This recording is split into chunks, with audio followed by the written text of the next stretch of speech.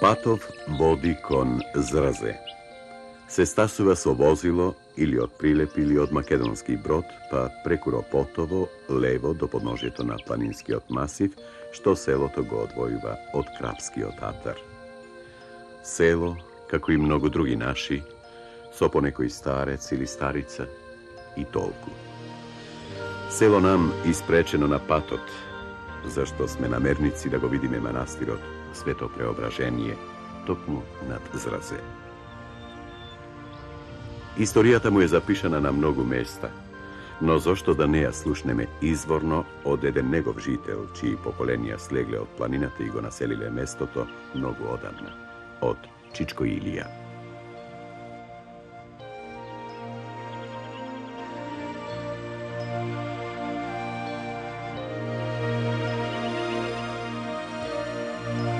Ако сакаме да кажеме синорите да го одредиме на нашето село, можеме да одредиме. Кога гледано во селото нагоре, на јужна страна ние граничиме со селото Сливја и селото Рилево и селото Дебреште. Од западна страна граничиме со селото Крапа. Сега северна страна граничиме ние со селото Црнилишта со полето, Долгавец, Маргари. Тоа е синор наш. Тоа е сето. Сега тука, ја уколку што знам, дедо ми како што ми пренесол мене некогаш, нашето село доселувано е куќа по куќа, тие се овие сточари кои биле, се доселувале од планините, од дав до данде. Прво се доселија 7 куќи. 7 куќи. Тие куќи, сите куќи има своја слава. Своја слава има. Имат 3 куќи Митровденци. Тоа се прва куќа наша Брајановска која е доселена. Ние сме Брајановци сточари, со црни овци каракачани. Не живееле во планината горе, од тука сме се спуштиле. Еве зашто сме спуштиле. Се спуштиле ние во полето тука, дедо ми Брајан имал многу пари и му рекле, ако Брајане не ги употребиш парите, турците ќе ти ги зема парите, ќе ту тепа. И дедо ми го купил тоа место баш кај реките. Ние се наоѓаме баш кај реките, тоа биле тие води доста тука биле, некогаш беа доста води, сега се помали. И дедо ми прв се насели во тоа село, се спушти од планина. И ние, ја уште думам, трља имавне горе, сточари бевне, јас кога знам 400 лај овци имавне ние, и кози. Стока и мојата фамилија, значи Брајановци ние, 2 куќи само бевне. И тогаш живеевне ние во многу луѓе, по 20 луѓе, по 30 живеевне. 740 членови тоа село броеше. 104 куќи беа. Тоа време. Тука некаде 104-105 куќи. Постари. Значи, затоа беше толку луѓе, зашто живеја племина. Многу заедница живеја, по 10-12, по 15 луѓе заедно живеја, фамилија, не се делеа. Селска слава беше Свети Петар, Свети Павле. Селската слава беше. И тогаш таја слава се правеше 2-3 дена. Идаа луѓето на Петровден, од сите села цело поле. Друго село нема Свети Петар и Свети Павле, нашето село само во Пелагонија. Идаа луѓето тука од, значи, на Петровден на славата на ручек. На ручек. На вечера, на Павлоден на поручек, на ручек. 2-3 дена слава се правеше. Тоа е славата. Исто и на манастирот горе се одеше и таму, луѓето излегуваа, таму се држеше литургија. На Павловден и на Петровден. Имаше манастиро луѓе, свештеници имаше. Полно беше, тоа беше богато со луѓе.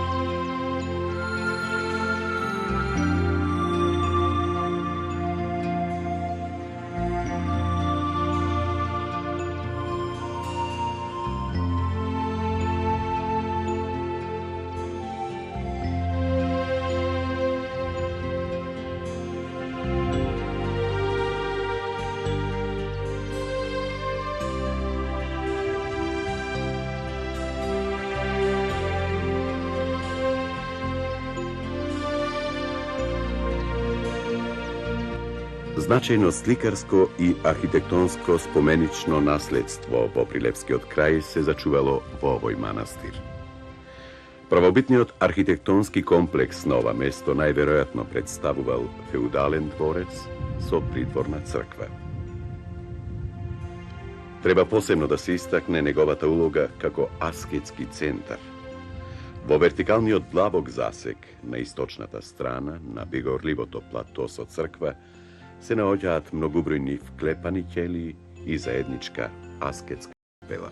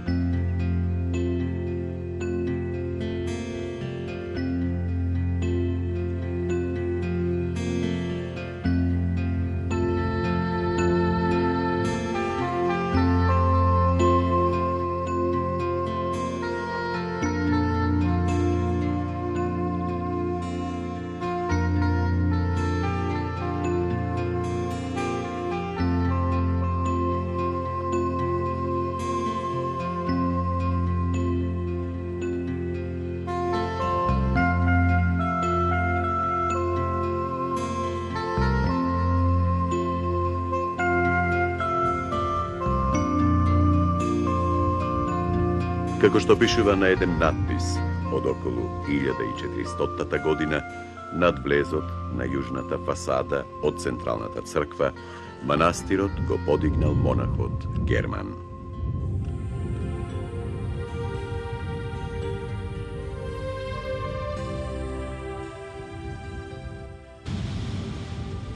По претходното уривање на западниот зид, на првобитната црква од западната страна и се дозидува продолжение со правоаголна основа. Внатрешните површини на овој дозидан дел добиваат интересна фреско декорација. Од фреско надписот на западниот влез од натрешната страна дознаваме дека ктитори на овој дел од црквата се синовите на Хаико, Прибил и Приезда и нивната мајка. Во имињата на Прибил и Приезда најверојатно се надзираат световните имиња на познатите сликари од последната четвртина на 14 век, митрополитот Јован и неговиот брат Макарije, кој ја продолжил работата и во првите децении на 15 век. Во првите децении на турското владење, регистрираните уметнички дела во Прилепскиот крај се врзани за творештвото на нашите земјаци, митрополитот Јован и брат му Макарije, јеромонах и зограф, внук на монахот Герман, основач на овој манастир, како и занимните соработници и ученици. Од создадените сликарски дела во тоа време, треба да ја истакнеме престолната икона на Богородица Пелаготиница од иконостасот на црквата Свето Преображение, дело на Макарije, и сликаниот чин од истиот иконостас на анонимниот мајстор, за кого доктор Коста Балабанов смета дека би можел да биде зограф од Григорije, соработник на митрополитот Јован, во украсувањето на зидовите од црквата на манастирот Свети Андреја во 1389 година во Матка, Скопско.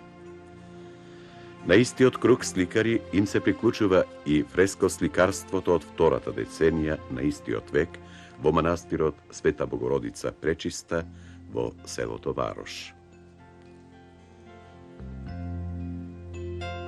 Грижата за овој манастир, по неговата градба, по смртта на монахот Герман, ја презеле неговите внуци Јован и Макарije.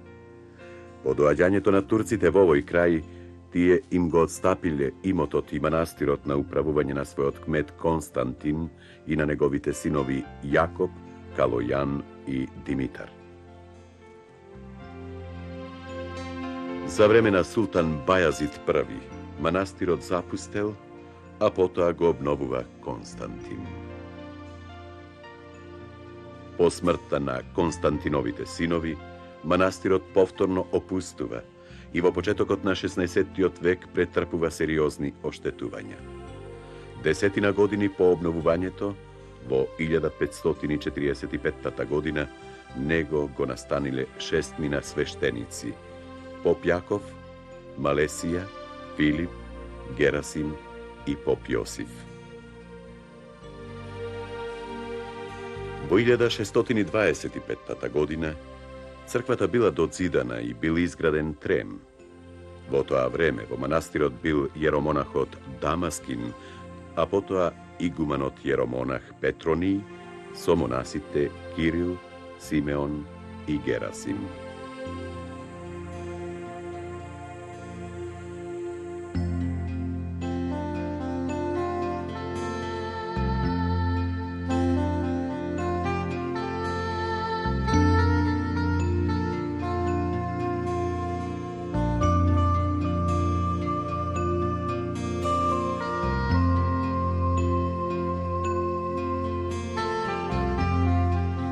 Во 17 век, манастирот бил проширен на северната страна со доградбата на црквата Свети Петар и Павле, подоцна позната како Чобанска црква. Некаде во 18 век, османлискиот одметник, арнаутскиот војвода Илија Мат го претворил манастирот во свое скривалиште. Во средината на тој век, истиот бива ограбен. Во околината на селото Зрзе Ima mnogo stari crkvi, najverovatno skitovina glavni od manastir. Spored Enopedanije, do nego bile venčani i Volkašini i sin mu krale Marko. Početok na juni. Proleta vrnežljiva, no doždovite se ušte ne stignu vad. Sakav me, što se veli, prekutru pa da stasame od ona strana na Ridot do Pešterata Zmijovica. Nadojdoja silni oblaci, najednaš počna da se stemnova. Se poklopija nebото i zemljata i na silните patešestvenici toliko im trebaše. Go smenija planot i rešija da go продолжат патот кон целта од другата, полесната страна, што се однесила до пристапот до Пештерата со толку убава приказна. Кус одмор кај Пешна, па право кон Крапа. Во меѓувреме да се дзирне малку во Пештерата, да се наполни вода и да се сврти нешто жешко на камена плоча, зашто до Крапа ке стасаме со возило, а потоа не чекаат неколку добри часа до Змејовица.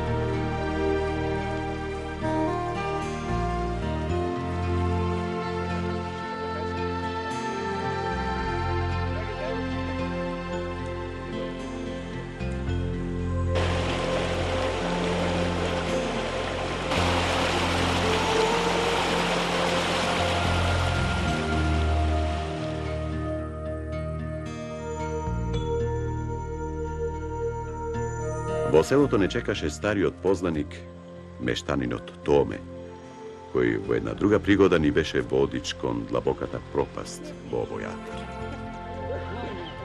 И како нарачано, си купил тој деновиве убаво младо конјче, кому првиот подол пат ке му биде со нас.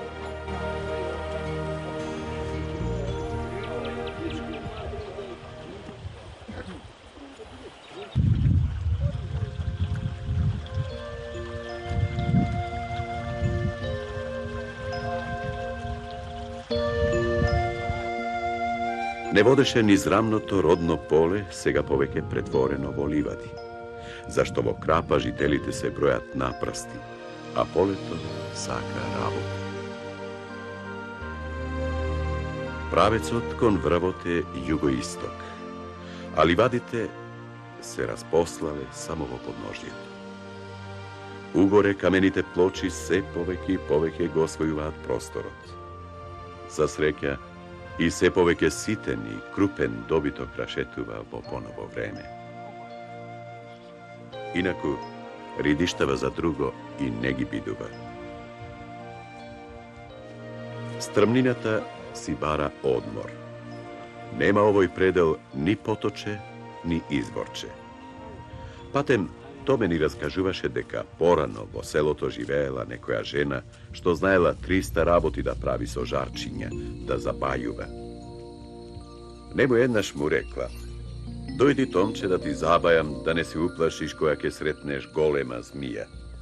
А Томче ја замолил: мори, бабо, ако можеш да ме забаиш, да не сретнам змија, та ако ја сретнам, што ќе се намокрам, ќе се намокрам. Велат, пределот имал змии како на големоно острово на Преспансконо езеро. На височина сме некаде на 1300 метри, на еден видиковец од каде што погледите стасуваат до Даутица на север, до Шара на северозапад, до Бистра на запад, до Крушево на југозапад и до Пелистер на југ. Половина Македонија на дланка. Ова се веќе последните чекори до отворот на Змејовица. Реков ми, има интересна, но и тажна приказна. Еве како било.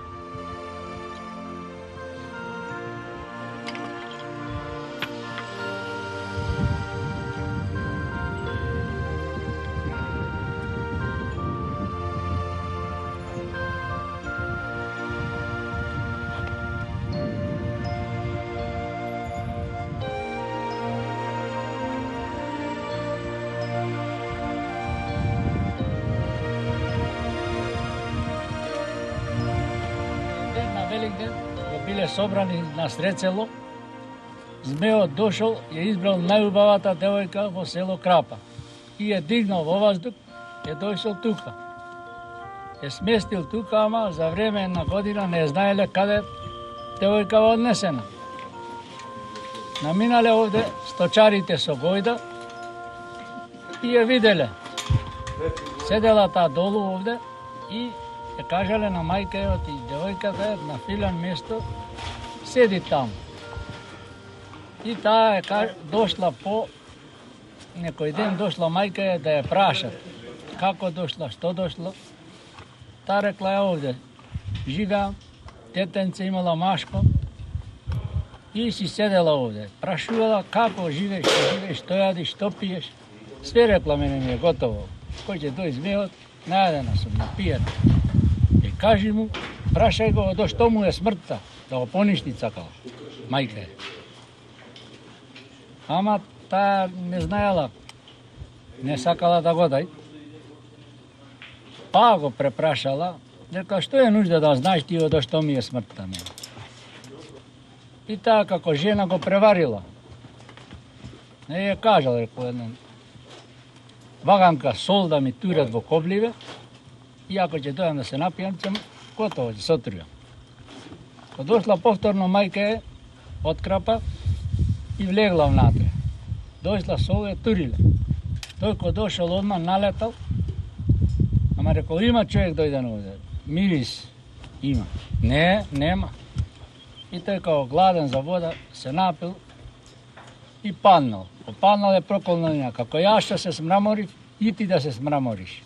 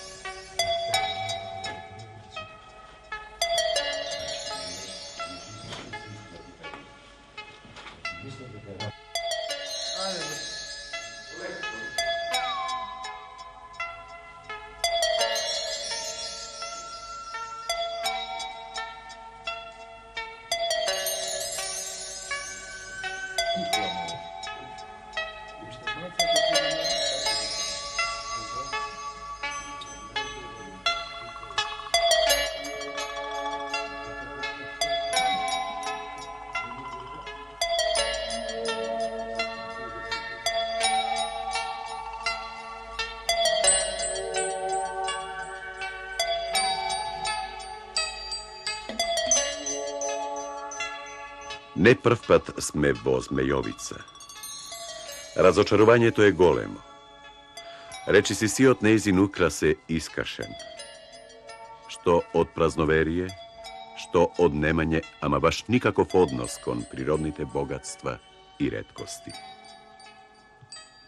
Замислете, кога доаѓавме ваму, преку Кичево, на пазарот еден човек на тезга продаваше купишта сталактити, сталагмити и камења во 300 бои. На прашањето од каде му се насмеа и рече од мајката природа. И уште се пофали дека порано бил рударски техничар. Алал да му е. Ако го сретнете некогаш и вие поздравете го како што и ние го поздравивме. И тоа со истите зборови. Знаете кои се. А тоа што од Змејовица остана само приказната, никому ништо. Нека му мислат скаменетиот змеи и кутрата невеста.